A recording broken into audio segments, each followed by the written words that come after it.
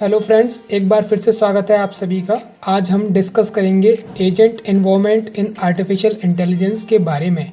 Last video में हमने Turing test के बारे में डिस्कस किया था। अगर आप इसके बारे में जानना चाहते हैं तो लिंक डिस्क्रिप्शन में है। For more information check description.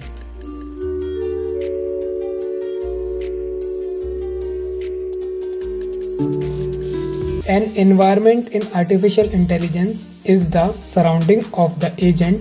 The agent takes input from the environment through sensors and deliver the output to the environment through actuator. But it is not a part of an agent itself. मतलब AI agents के लिए उसकी surrounding ही environment है, जिसमें agent sensors के through input लेता है और एक्चुएटर के थ्रू आउटपुट को एनवायरनमेंट तक पहुंचाता है, लेकिन वह स्वयं एजेंट का हिस्सा नहीं होता है।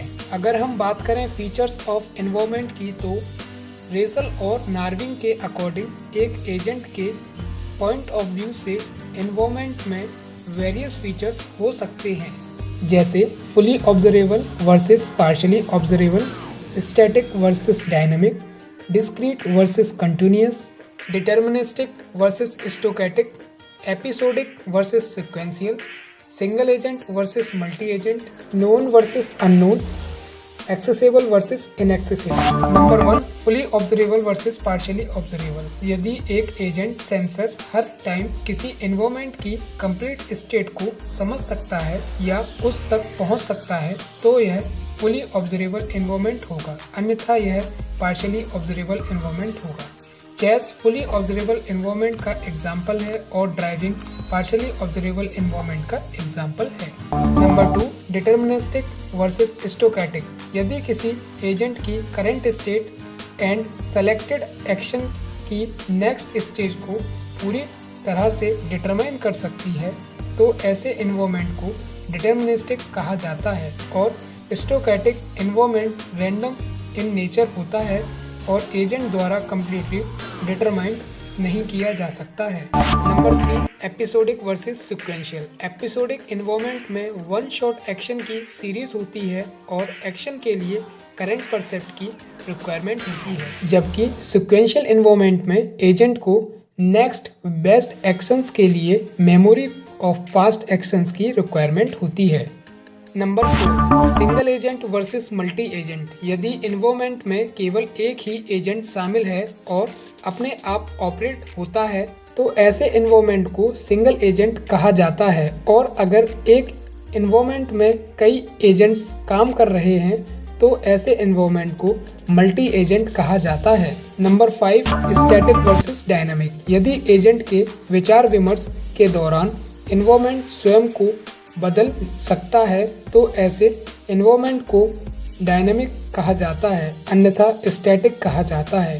टैक्सी ड्राइविंग डायनामिक एनवायरनमेंट का एग्जाम्पल है और क्रॉसवर्ड पजल एग्जाम्पल है स्टैटिक एनवायरनमेंट का।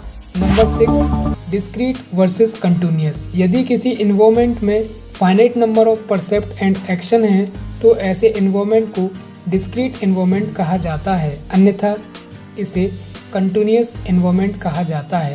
Self driving car continuous environment का एग्जाम्पल है। Number 7, known versus unknown. Known और अननोन वास्तव में एनवायरनमेंट का फीचर नहीं है, लेकिन यह एक एक्शन परफॉर्म करने के लिए एक एजेंट की नॉलेज ऑफ स्टेट है। नोन एनवायरनमेंट में सभी एक्शन के रिजल्ट एजेंट्स को पता होते हैं और अननोन एनवायरनमेंट में एजेंट को यह सीखने की आवश्यकता होती है कि वह किसी क्रिया को करने के लिए कैसे काम करता है। Number 8, accessible versus inaccessible. यदि एजेंट स्टेट एनवायरनमेंट के बारे में कंप्लीट एंड एक्यूरेट इंफॉर्मेशन प्राप्त कर सकता है, तो ऐसे एनवायरनमेंट को एक्सेसिबल एनवायरनमेंट कहा जाता है।